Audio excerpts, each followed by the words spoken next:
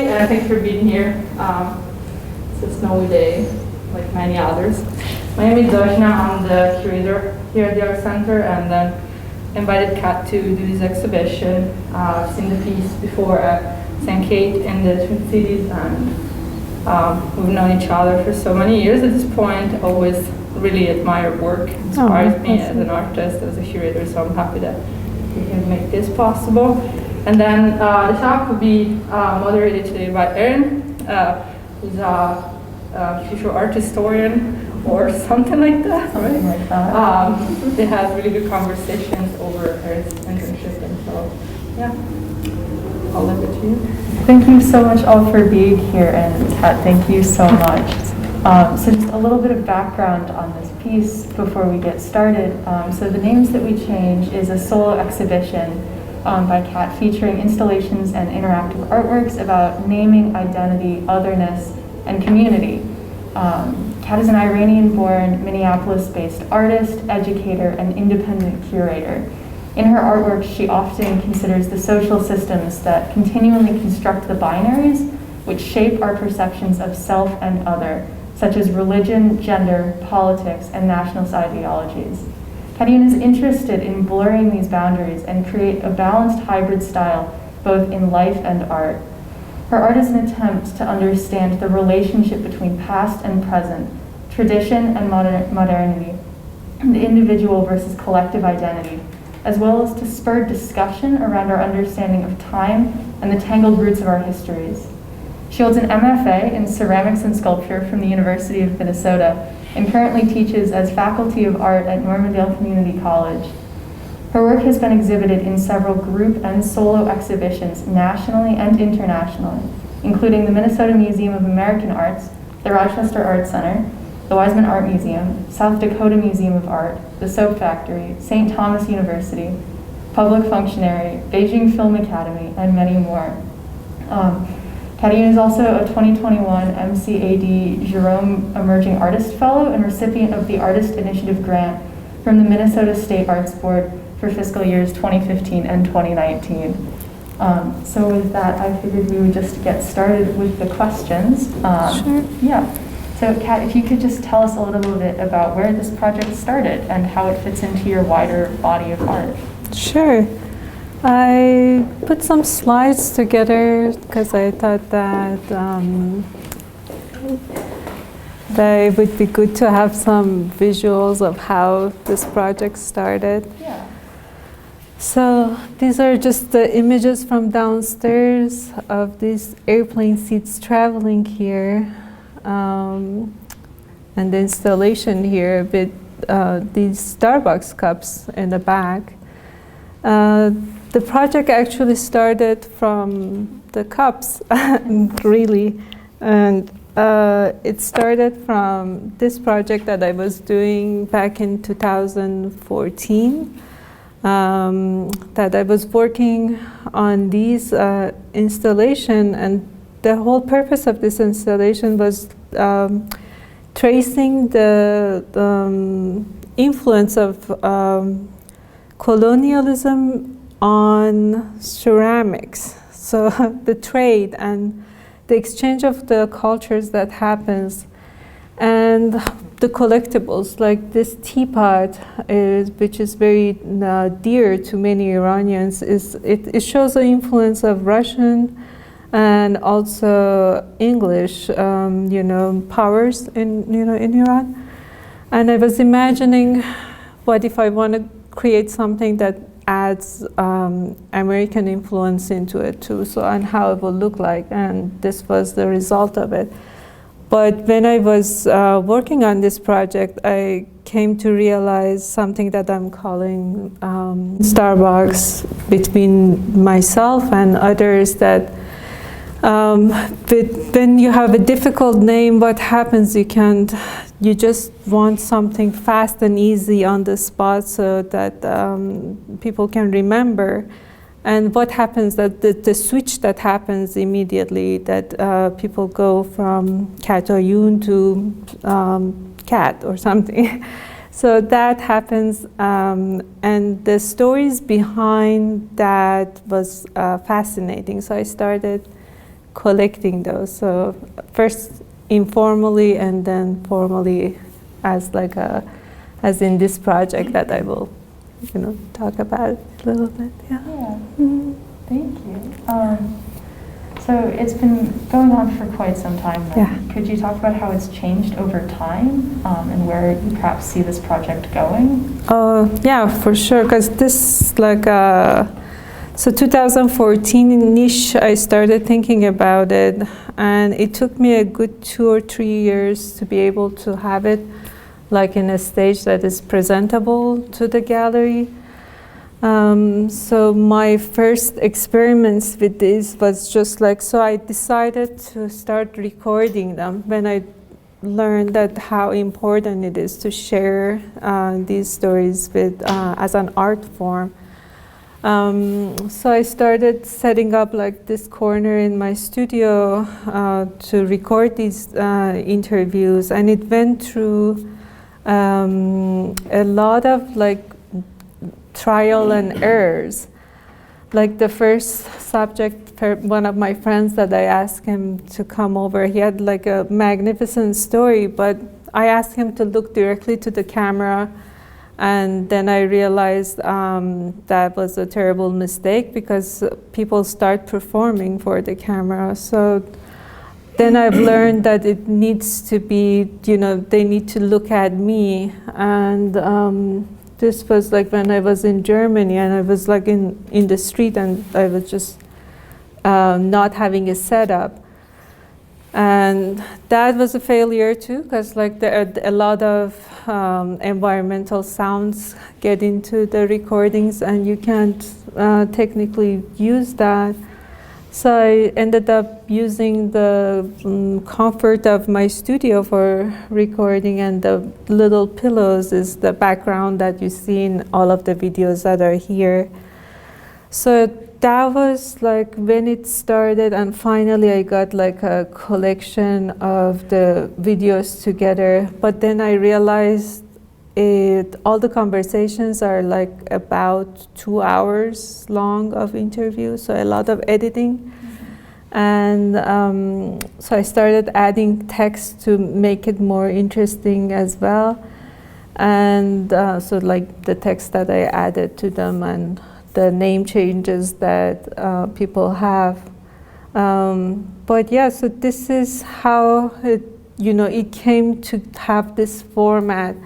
And I think this format works because I tried recently with the Zoom interviews.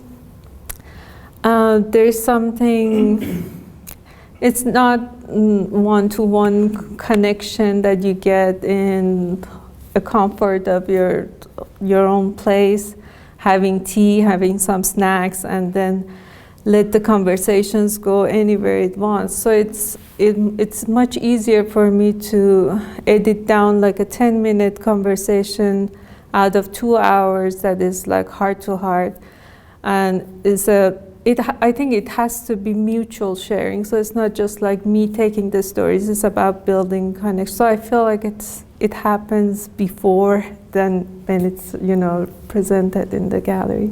Yeah. And where it's going, I don't know. It's a different world right now from when I started it. So right now, I can't really ask even my friends to come over to my studio, because I feel like there's still that tension of pandemic exists, that we are not really fully there yet to just have like sit for hours and have so we'll see how it goes. Yeah, but Zoom, I don't think I like it. Yeah. Yeah. So yeah. You mentioned that you had to cut these interviews down. Could you talk about sort of your process for that and how you settled? Oh, it was a torture. So like this is like a shot of me trying to get them down from 2 hours.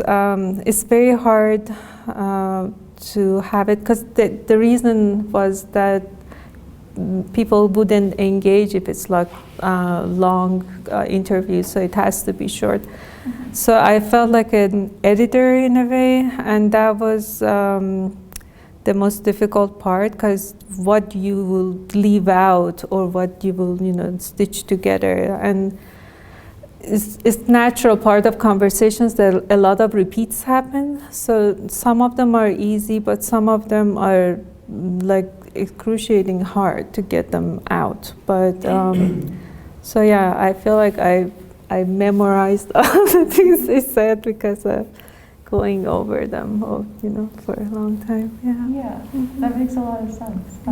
So to talk about the content, could you talk about sort of the importance of talking about names and then the role in which they have in shaping identity?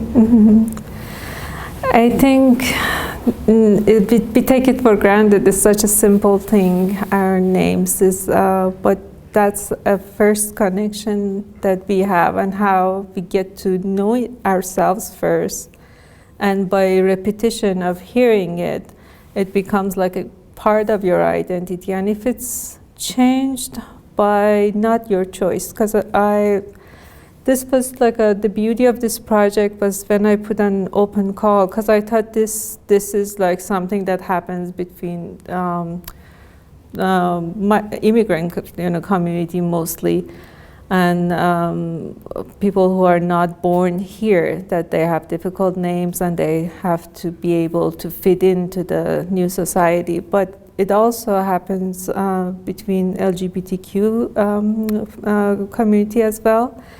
But there's a level of difference. There's a level of choice here that, when your name doesn't fit your body and you change it, and the other way around it does, you're comfortable with it, but it doesn't fit the local tongue and it needs to be changed. And so the responses to that is very different from different people based on their personalities, and also, but the fact that it exists, and it's interesting. Yeah, thank you. So given that, how or why did you choose the medium for this piece that you did? It's very participatory, it's an airplane seat. How does that connect to the story that you're trying to tell? So this is where I got stuck. I edited the videos. I collected 12 videos or 12 interviews, edited them down to 10 minutes roughly. But I know based on what we heard from museums and galleries that the attention span of the visitors are less than 30 seconds for each artwork. So, and I didn't want to just put like a monitor and a speaker. I wanted to create that situation that you would sit down, listen, and you can actually sample too. So, but I couldn't figure out what format, and I just didn't want to have like the normal setting that we see in galleries. And this question was in my mind until this. I have a studio in artist building that artists tend to collect weird stuff, and this was one of the things that was just hanging out and people didn't know what to do with it. This became an inspiration. It just immediately made sense because airplanes are like symbols of transportation and not belonging to anywhere and being in a place of in between. So I thought that's great. So I went on eBay and bought those two sets that are right there. And then from here, it was like a fabrication and figuring out how to set up this to be modular and easy to transport to a gallery, and also mimic the scenario. Yeah. So so that's fantastic. And then aside from the airplane seats, what is like the Starbucks cups? I know in your artist statement you say that the responses to this are as varied as the people that usher them into being. Frequently, one will then have two or more names that correlate to the circumstance of use. Indeed, as seen in some of the interviews, there's the Starbucks name. It's convenient, easy to pronounce, disposable. As one of the interviewees notes, you could be anybody at Starbucks. Can you talk more about the interactive part of the exhibit here, where audience members are invited to fill out a Starbucks cup. Yeah, that was the, from the start, the project when I was making it at first at St. Kate Gallery. The idea was to continue these conversations over there as well. So I had a story booth sort of recording scenarios that I have some pictures of it here that I can show you guys. But for here, I thought it doesn't need me to continue this project. It can be as easy as just writing your story on the cups and adding it to the to the pile if there's a story. And if people can, there are prompts written on the cards there that two people can sit and talk about it. Because I feel like we take that for granted, just asking somebody what's their name and really mean it and get into the story. Because even like there are like always at least a story about a parent, why they chose that name. And what's the significance of that? And you can easily talk for a good, hour just about somebody's name. So, and I think that's the first step of community building. Yeah. So. Yeah. And going back to the interviews, then, where you talk extensively about these names, what did you notice about them, and what did you notice about their stories? Were there any commonalities, or in what ways did they demonstrate sort of uniqueness through this very shared experience? Yeah, I think the commonalities was like resistance in many instances, that there's an insistence on spelling and saying a name correctly, and on the other extreme end of it is like, I don't care, just like, just leave me be, call me whatever. And so these were the two extremes that I've seen, which is very fascinating. It really depends on, the individual's experience and in life, and, their personality mostly. Yeah, that makes a lot of sense. Mm-hmm. Is there any one interview that you remember that really stuck out to you? Yeah. One of them was Karen's, actually. He pointed out such a light-hearted person, but he just like, he was telling me how from Karen his name switched to Kevin. And I asked him how, and he was just like casually said that because my resume will be thrown away, and that's not a name that he didn't give to himself. It was the hiring company, or the sort of like a agency that look for jobs, changed his name.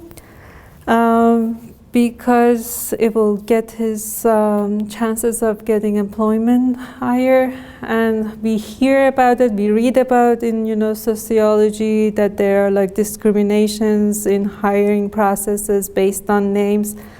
But it was something else when he actually told me that, and so lightheartedly, that like this is a fact, and that was like very moving to me. So yeah. Thank you for sharing that. Fair enough. Could you talk about sort of the role that art, and specifically this work, has in talking about those issues and sort of bringing them forward? Well, that was the whole purpose, but at the same time, I feel like how many people will come and engage. So yes, it does have a purpose. Art can change, but at the same time, it's very limited. Yes, I captured Karen's story. It visualizes all the theories and the data and studies that are out there, makes it personalize it. but I feel like maybe for the most part, this project maybe touched me and the participants more than the audience. I feel like even though if it is out for the audience to make that possible, but that's not something I can measure and say if it's doing any good or not. Yeah. So. Could you talk about the ways in which it touched you? Yeah, and I think it made me more aware. First of all, I was not aware of the queer communities, name change process. That was something that I did not thought about it. Mm-hmm. And then the intersection of the queer and immigrant community and how that is actually adds a layer of complexity that was interesting to me and very eye-opening to just go through and sit and listen. So this whole project was like, in a way, an invitation of sitting and listening to, yes, a selected 12 that I, recorded for this purpose because their stories stood out to me. They were all my friends beforehand, so I knew about their stories, so it was like an invitational. And I feel like it samples the greater stories that I've heard and didn't, record. So, yeah. So, and also hoping that it will continue by just anybody talking about, names with each other. Yeah, that's really important. Thank you. On the flip side, what are the key takeaways that you would want viewers to carry with them after sort of experiencing and interacting with this exhibition? I think a little compassion and understanding, and yeah, I think that's all. Because we are all afraid of what we don't know, and that's something that it's common with everybody. But what it takes is to get to know one another. So, and that's the icebreaker is needed for it, and it's as simple as getting to know one's name. So, yeah. No, I completely agree. Yeah. Do you find that sort of your work here and your background as an artist influences your work outside of the art community? I know that you're also an educator. Mm-hmm. Could you talk a little bit more about that? So my work as an artist, how does it affect me? And also sort of your work as an educator and outside of being a very tangible artist. I don't know, that's a good question. I feel like they're not separate things. You carry your whole selfhood to a classroom, to an exhibition room. So it's just like I don't think, I've never thought about it, that way to be separate and if they influence each other. I think working with students is making me more aware of people's attention span and how to engage and how to abbreviate, simplify, but magnify what you want to say. I think that's what I've learned from teaching, which I'm hoping to bring more into the art as well. And I think we can see that through this exhibition. Okay, thanks. Yeah. Well, thank you very much. Those are all the questions that I have. Thank you again. I can continue with the behind-the-scene pictures of how this project came about. So, after figuring out, working with the fabricator of designing the cards for it, I worked with the programmer for the iPads to have these 12 videos in it and be able to, just like how you would sit in an airplane seat, you can select the video that you want for your entertainment during the flight, and designed a few logos and instruction sheets and manuals for it, so it will have the whole effect of it. So the vinyls to make it more official and more airplane seat like. So these are the manuals that is right here too, and a little magazine with a sample of all the quotes and a little pictures of each interviewers is in it.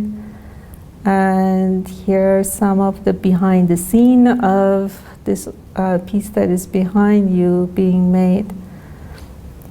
Yeah, so the whole purpose was like being able to transport it easily, and these also comes off of the base, so it's easy to transport.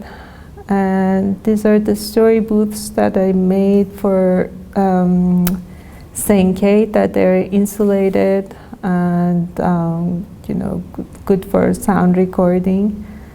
These were like all part of the first iteration of this, but here Zoe and I decided to not bother with that because it's not suited for this time of pandemic times. But just to give you a visual of how this worked, that was from St. Kate Gallery. Yeah. Do these videos live a life online anywhere for the public, or only within exhibition? No, they're actually online right now on my website. The whole goal was to present them eventually to Minnesota Historical Center, but not just with just these 12.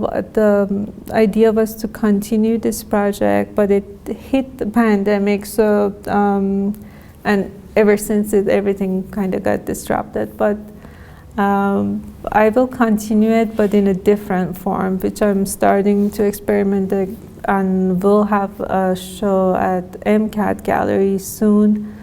So with one of the videos that I will be showing there, I compiled quotes from the interviews here into that video. So it's starting to have a different life in a way, not the way that I was first taught through. So. What's next for you, Kat? What other projects besides the names we changed might you have in the works? Right now I'm just working for the MCAT Jerome exhibition. It's coming up soon. January 5th I have to install it.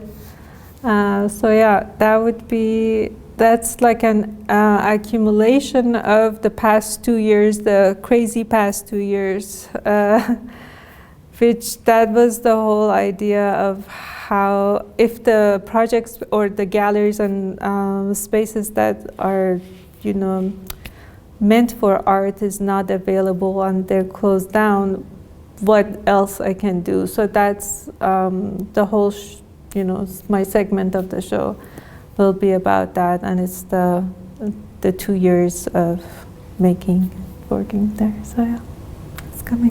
Looking forward to that. Okay, thank you. Okay, so have any questions for me? Earlier you mentioned that some people were very easygoing on how you would say the name or spell it, but some people became very, let's say, focused on that you get it right. Was this about their, let's say, Starbucks name or their name? So even like in Starbucks situation, there are people that will just, very firmly just go over the whole name, very, insisting, even in Starbucks situation, because that's how it is. But, yeah, so it really depends on people and how, but many, even the ones that insist on spelling and pronouncing it correctly in work or anywhere else, in Starbucks, they have like a funny or very short name, or like Starbucks here is like a stand-in for any situation that they don't care about. Like in an elevator, if they're talking to somebody, they become Bill all of a sudden. But many people insist, and even in in temporary situations too. And this might be a little personal. Would you prefer Katayoun or Kat yourself? I feel like since I moved to US, Kat, because I don't like to hear it being butchered. That's part of it. Yes, yes. Because it's hard on people's tongues, and I understand, and it's more torture to me to hear the wrong version than the short version. So yeah. So it's more you trying to accommodate the other person rather than you trying to distance yourself from your original name. No, it's the accommodation of the other, and at the same time accommodation for myself too, because it's psychologically hard to hear something that is not you. So you rather hear something that is chosen by you, but not something totally new. So, yeah, and I feel like this feeling might be, you guys are nodding because you can identify with that. Yeah, it's something that I've heard from many, that the chosen name becomes something that they rather hear than a butchered version of the original one. Yeah. So the original name becomes something sacred in a way for close family and friends. So that's something that I've heard too a lot. Thank you. Thank you. Thank you, guys. It's interesting how when you ask somebody's name and you don't get it, or somebody asks your name and you don't get it, there's like this moment of disconnection. It's like deep and quick too, and you have to recover from it quickly. It's a really interesting, I think, small social interaction that you capture with your words. Yeah, it's just it's that moment of connection. If you can't make it happen, it's very hard. Yeah, I know. So yeah. So because of that, many people have short, simple, fast names, so they wouldn't be into that situation. It's interesting. My name is really weird where I'm from. Mm-hmm. It's rare. And I come in here, it's a more common name, but people spell it in a different way. So when I go to Starbucks, it's like Z-O-E, and don't put in a Y or some other weird stuff there. But Yeah. So you have to spell it in here? yeah, what I generally do is what's your, whatever, the doctor and things I'm Z-O-E. Mm-hmm. So if I say Zoe, I find people have a hard time understanding the way I'm pronouncing it. I said Zoe, they put Y. Mm-hmm. And if they have to type something, personally less bothered by something like Starbucks, but if they have to type something at the doctor or whatever, it's just easier to just give them the spelling. Mm-hmm. So, yeah, it's interesting. I also had a mentor, Ramke, that his name is Piotr, which is Peter in, that's Polish for Peter. And he goes by Peter, and I've lived here for 30 years, whatever. Interesting to see what the little solutions are. My husband has such an incredibly common name.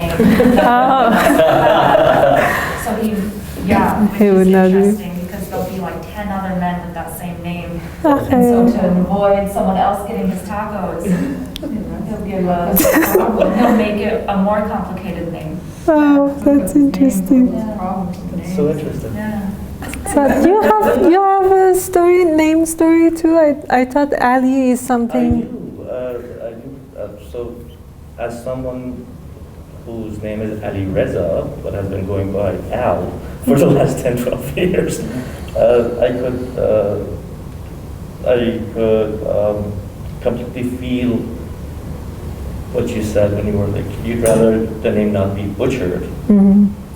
But other than that, when you are introducing yourself to someone, it's the beginning of a conversation. You don't want to have a rocky kind of start, because it's going to kind of like ruin the vibe, basically. And if I go by my full name, they might be able to remember it for a hot 5 seconds, but then they're going to forget it, and it might be, they might feel embarrassed to ask again later, or feel bad about it, which they shouldn't. And I also want to accommodate them, so I just, instead of Ali Reza, I go by Al. And even if they do remember it and pronounce it wrong, no one wants to be correcting the other person constantly, because it's like, you don't want to come off as, I don't know, you want to be easygoing, let things just flow. And in the case of my name, it's Ali Reza, which is kind of like a two-part name that is used mostly in Iran. Mm-hmm. I haven't seen like this combination anywhere else. Kind of like John Elliot, let's say. Mm-hmm. But the fact is that it's two individual names, but that when they have another origin, but where they're put together, it gives it the more Iranian, basically, identity. I felt like if I just go by Ali, it is going to be part of my name, and it will be easier for people to pronounce it and remember it, but it would be so far from the cultural identity that I identify with. So I just prefer to go by Al. That's interesting. Oh, thanks. Thank you for sharing your story. Yeah. I have an art question. Go.